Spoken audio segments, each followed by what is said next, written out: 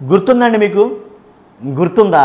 Chebrolu Kiran ITDP కార్యకర్త, social మీడియాలో ITDP social media activist Chebrolu Kiran YS Bharathi Reddy గారి మీద ఎంత దారుణమైన వ్యాఖ్యలు చేశాడండి.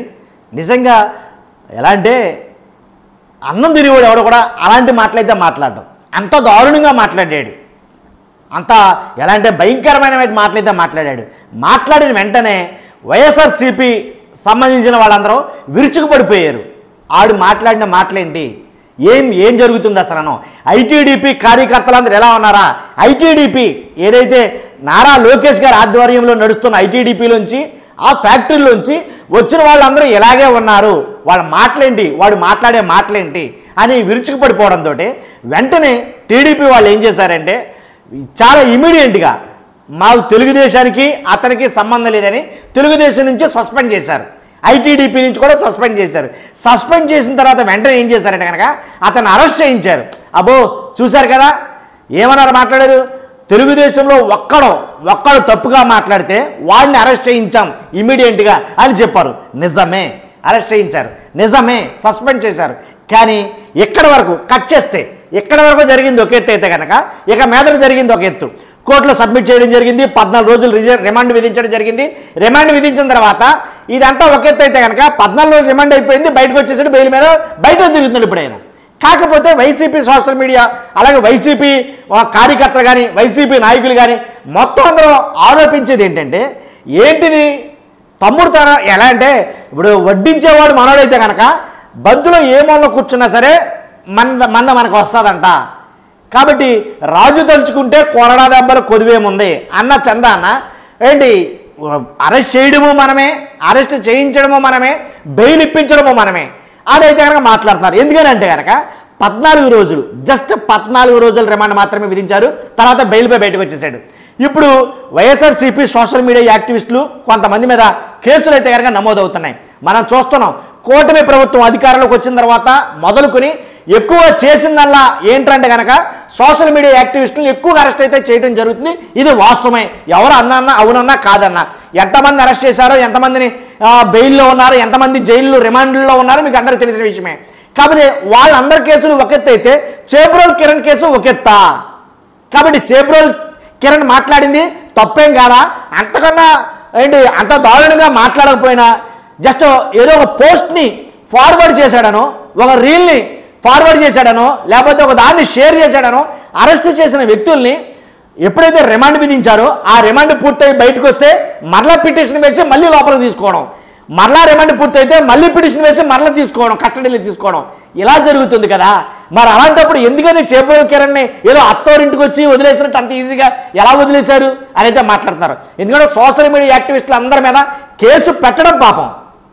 ఒకటే మాట, సోషల్ మీడియా యాక్టివిస్టులు వైసీపీ సోషల్ మీడియా కొంతమంది అభిమానుల మీద సోషల్ మీడియా యాక్టివిస్టుల మీద కేసు పెడతామే పాపం, ఇంకా బయటకు వచ్చే అసలు అది జరగదనమాట. అంత దారుణంగా కేసులు బనాయించడం, 1, 2, 3, 4 అలాగా 15, 18, 20 అన్ని కేసులు పెట్టడం. ఏంటి బెయిల్ వస్తుందిరా అని అనేటైకి మళ్ళీ ఇంకో పిటిషన్ వేయటం, మళ్ళీ కస్టడీకి తీసుకోవడం. బెయిల్ వస్తుందిరా మళ్ళీ ఆ పిటిషన్ దానికి కూడా అనుకుంటే మళ్ళీ పిటిషన్ వేయటం, కస్టడీలు తీసుకోవడం. ఎందుకని నీ పిటిషన్లో, ఎందుకని నీ కస్టడీలు? వాళ్ళకి మాత్రమేనా? ఇది చేబ్రోలు కిరణ్కి వర్తించదా? చేబ్రోలు కిరణ్ ఏమన్నా నిమిత్త మాత్రుడా? కాబట్టి చేబ్రోలు కిరణ్ ఏంటంటే మనోడా అనేది అర్థం వచ్చేటట్టుగా మాట్లాడుతున్నారు. కాబట్టి దీంట్లో వాళ్ళన్నారు వీళ్ళన్నారని కాదు, వాస్తవాలు ఆలోచిస్తే కనుక అలాగే ఉన్నాయి. కాబట్టి ఎందుకని చేబ్రోలు కిరణ్ మీద మళ్ళీ ఇంకో పిటిషన్ ఎక్కడ వేయలేదే, మళ్ళీ ఇంకొకసారి కస్టడీకి ఎందుకు తీసుకోలేదు? మరి ఎందుకని వైసీపీ సంబంధించిన వాళ్ళ మీదే వాళ్ళ మీదే పిటిషన్లు వేయడం, వాళ్ళ మీదే కస్టడీ తీసుకోవడం ఎందుకు జరుగుతుంది? జస్ట్ ఇంతకుముందే మాట్లాడారు, నేను మాట్లాడడం కాదు, ఇవి అంబటి రాంబాబు గారు జస్ట్ ఇంతకుముందే మాట్లాడారు. చేబ్రోలు కిరణ్ ఏమైనా మీ చుట్టమా అన్నట్టుగా మాట్లాడాడు ఆయన. కానీ మీ చుట్టమైతే కనుక చెప్పండి, అందు గురించి ఏమో అలా వెళ్ళి ఎలా వచ్చేసాడు, ఆయన మీద ఇంకేమి లేదుగా, అసలు ఏమీ లేదు. మొర్రో జస్ట్ దాన్ని ఒక పోస్ట్ని షేర్ చేసిన పాపాన జైళ్ళలో 40 రోజులు 50 రోజులు మగ్గుతున్నారు కదా అన్నట్టుగా మాట్లాడాడు. అంటే మీదైతే ఒకటి మాదైతే ఒకటా అంటే అలాగే కనిపిస్తుంది. కాబట్టి ఖచ్చితంగా ఏంటంటే చేబ్రోలు కిరణ్ అరెస్టు మీద ఏదో కంటి తుడుపు చర్యగా, అంటే ఐటీడీపీ నుంచి వచ్చినటువంటి కార్యకర్త కాబట్టి ఐటీడీపీలో అందరూ ఎలాగే ఉంటారో, వీళ్ళకి జీతాలు ఇచ్చి పెంచి పోషిస్తున్నారో, వీళ్ళని పోషించేదే ఐటీడీపీ నుంచి జరుగుతుంది. కాబట్టి ఐటీడీపీకి వీళ్ళ నుంచి సస్పెండ్ చేసి ఏంటి టీడీపీ నుంచి సస్పెండ్ చేస్తే మనకు మంచి పేరు వస్తుంది అని అనుకున్నారా ఏంటి అర్థం కాల. కాబట్టి మొత్తానికి ఏదైతేనండి జరిగినది ఏదైనా సరే క్షుణ్ణంగా అర్థమయ్యేటట్టు మాట్లాడుతున్నారు. కాబట్టి జరిగింది ఇదండి. ఏంటంటే అరెస్ట్ చేశారు, 14 రోజులు రిమాండ్ విధించారు, మళ్ళీ బయటకు వచ్చాడంతే. కానీ అలాగే ఇతరులకు ఎందుకు లేదు ఈ అవకాశం? ఇతరులను ఎందుకని అలాగ విడిచిపెట్టడం లేదు? ఎందుకని కావాలని మళ్ళీ మళ్ళీ మళ్ళీ మళ్ళీ మళ్ళీ మళ్ళీ ఎందుకు అరెస్ట్ చేస్తున్నారు అని అయితే మాట్లాడుతున్నారు. దానికి సమాధానం మీరే చెప్పాలా. చూస్తున్న మీరు అందరూ కూడా మీ అభిప్రాయం ఖచ్చితంగా కామెంట్ రూపంలో తెలియజేయండి. నిజంగా గుడ్ల మీద చేసుకుని చెప్పండి నిజం ఏంటని, వాస్తవం ఏంటో దీంట్లో అనేది.